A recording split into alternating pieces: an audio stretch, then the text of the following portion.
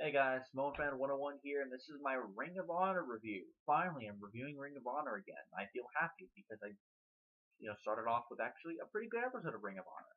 I'm glad I didn't start off with the Ring of Honor episode that was shit. So let's just get to it because I think I'm running low on time. My last review, my SmackDown review, I did a lot longer than I thought I was going to.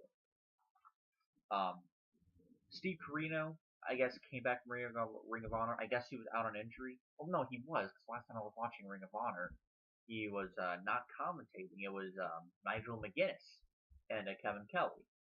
And Corino came back, and I actually like Corino. I dig Corino commentary. I also dig McGuinness on commentary. All three of them, maybe would actually be a good commentary booth. Maybe not. I don't know. But then again, that should just stay a WWE thing. I don't want that. I don't want three-man commentary tables everywhere. And next we had, the first match we had was the All Night Express, which was Kenny King and Rhett Titus, accompanied by Caprice Coleman.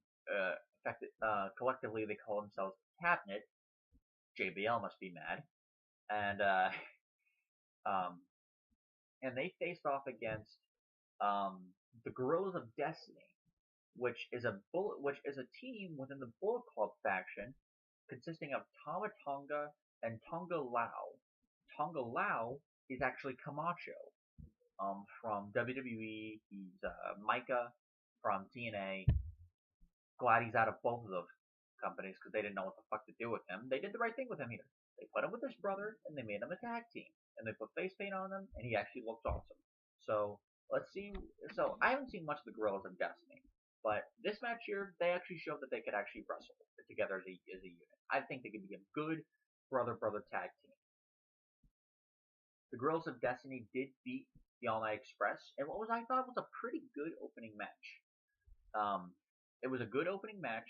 It did its job to hype up the crowd just a little bit. The Guerrillas of Destiny won with what they call guerrilla warfare, which is basically like a way elevated DDT.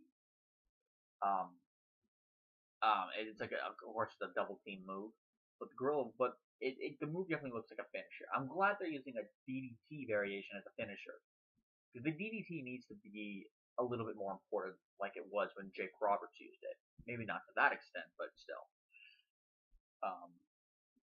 Apparently, I didn't know this, but last week Naito and Evil, formerly known as Takaki Watanabe, they were tag team partners with Jay Lethal to take on Adam Cole and whoever he was teaming up with.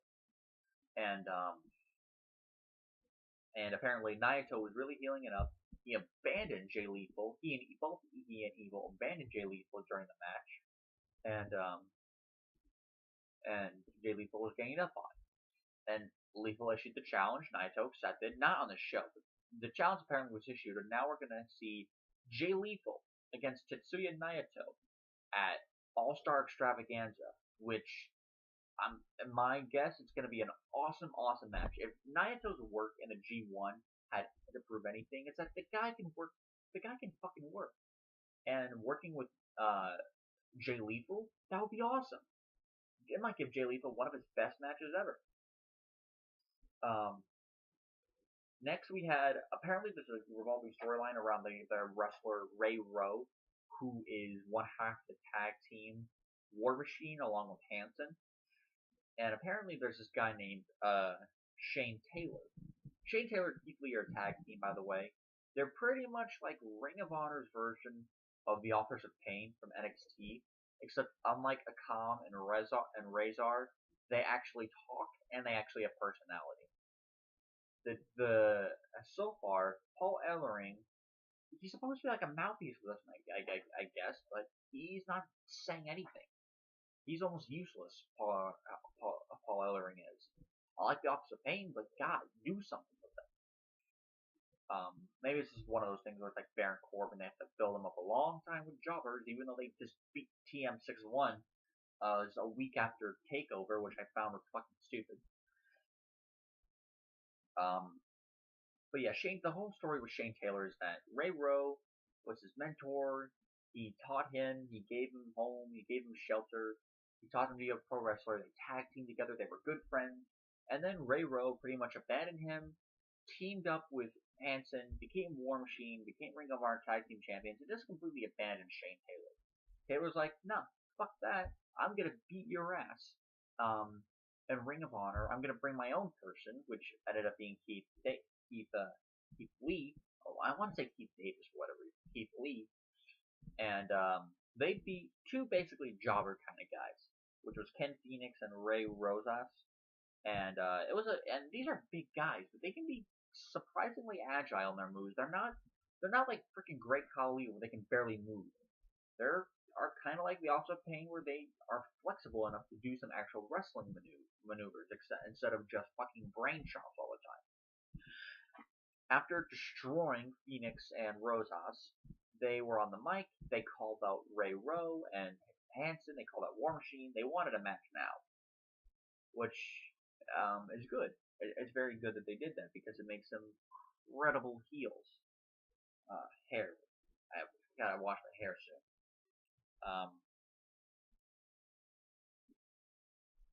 So after that, what happened was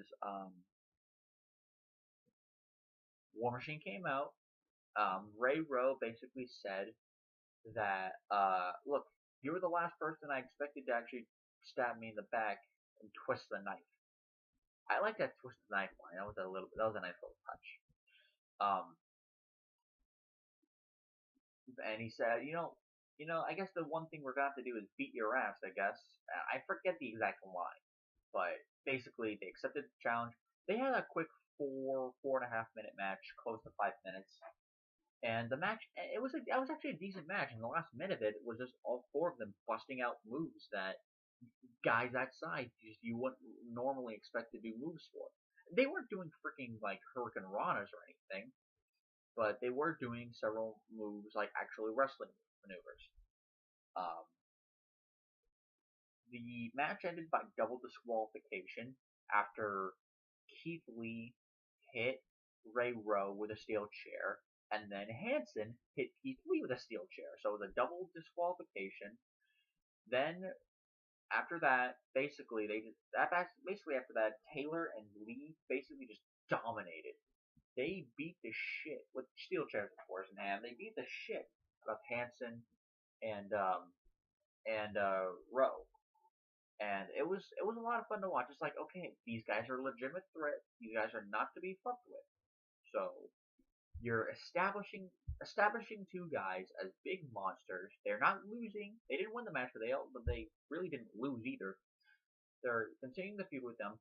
That's how you book monsters, or at least credible threats. Matt Taven was next out on commentary. He was going to be commentating for the main event, which was a really good main event, by the way, which was Kazuchika Okada and Roppongi Vice, Trent Beretta, and Rocky Romero against the team of The Addiction, which is they also call themselves the World Tag Team Champions of the World. Christopher Daniels and Kazarian, and Kamaitachi, which it's spelled like Kamaitachi, which is how you're supposed to say it, but this guy's a heel, so Kamaitachi is what they're calling him. Overall, and Matt Taven was on commentary. He did say a couple things like, look, he doesn't like Adam Cole because he abandoned the Kingdom. He joined Bullet Club, even though he's going to be teaming with Cole next week, so it's probably going to be a reluctant tag team partner kind of thing. Matt Taven, I think it was Matt Taven. Yeah, it was Matt Taven. Yeah, he was part of the Kingdom. Yeah, that's right. I'm thinking of Adam Page, like Hangman Page. I'm thinking of Adam Page for whatever reason. So Matt Taven is essentially heel or face now. The match we had here though was a really really good match. There was a tad bit of comedy here and there, but for the most part it was a serious match. All 6 of these guys did very well here. Okada, of course, did probably the best because he was the best wrestler of the 6. Roppongi Vice, they share pretty damn good chemistry as a tag team. I can understand why they started teaming up together after Wrestle Kingdom 9 last year, when Alex Kozlov retired. At least for the time being, the second retirement he's been in. He might have 5 more along the way. But yeah, it was a lot of fun to watch. The Addiction won. The Addiction Kamaitachi won um, after Christopher Daniels.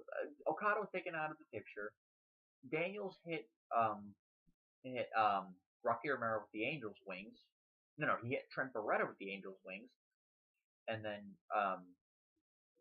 Kazarian had Rocky Romero in the tombstone position, and they did their own version of the Meltzer driver, which is a move used by the Young Bucks. This match, I understand why they won. This match was meant to hype up the ladder war between Daniels and Kazarian, tag team champions, against the Motor City Machine Guns, Alex Shelley and Chris Sabin, and